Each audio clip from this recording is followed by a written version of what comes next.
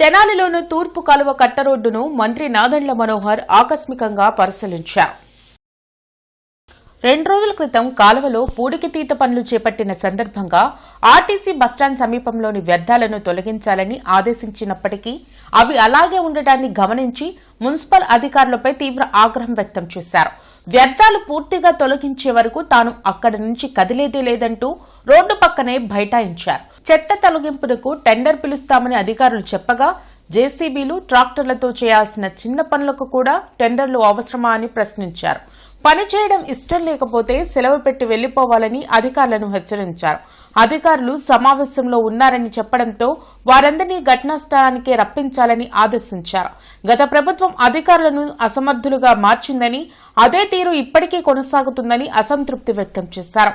అనంతరం వ్యర్థాల తొలగింపు పనులను స్వయంగా పర్యవేక్షించారు.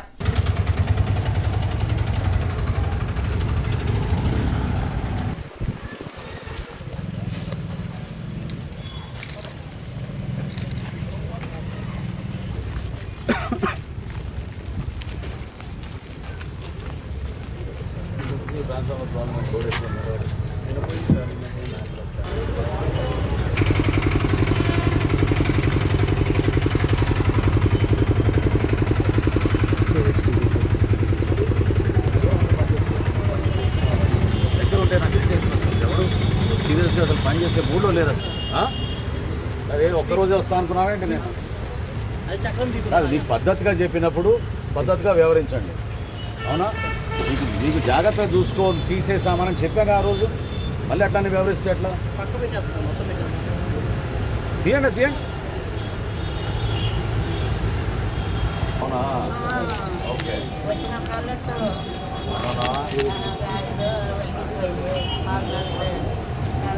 వస్తుందా?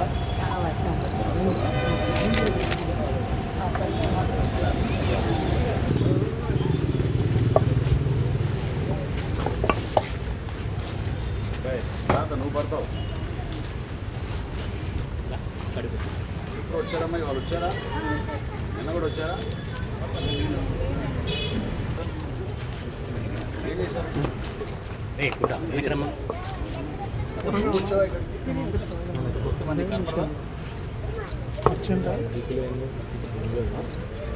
చేసిన వాళ్ళు ఏం కాలువ తీశారు మీరు? ఇక్కడ తీసి ఇక్కడ పాడేశారు, అక్కడ తీసి ఇక్కడ పాడేశారు. ఎవరు తీస్తారు? ఇది వాన వచ్చినప్పుడు వాళ్ళు అదే చెప్పి మొత్తం నీళ్ళు వచ్చి పడతాయని చెప్పారు కదా. ఒక బాధ్యత ఉంది. ఏం చేశారు మీరు? 48 గంటల తర్వాత మళ్ళీ నేను వస్తే సేమ్ అదే పరిస్థితి. పట్టించుకోరా అసలు? అవన్నీ ఎందుకు లిఫ్ట్ చేయలేదు? అది టెండర్ పిలుస్తాను, ఇంజనీరింగ్ సెక్షన్ అది టెండర్. ఏం టెండర్ పిలుస్తారు? లిఫ్ట్ చేయని టెండర్ పిలుస్తారా?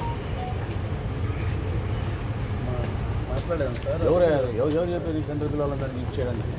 మన ఓన్ రిసోర్సెస్ తోటి మన ట్రాక్టర్లు మన జేసీబీతో మనం లిఫ్ట్ చేస్తుంటారు. దాని టెండర్ ఏంటి దానికి?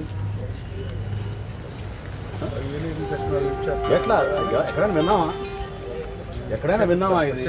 మన ట్రాక్టరు మన జేసీబీ మనం లిఫ్ట్ చేస్తుంది, దానికి టెండర్ ఏంటి? చెప్పిస్తాను ఇవాళ మధ్యాహ్నం కాదు, ఇప్పుడు కావాలి. మాట్లాడతాను.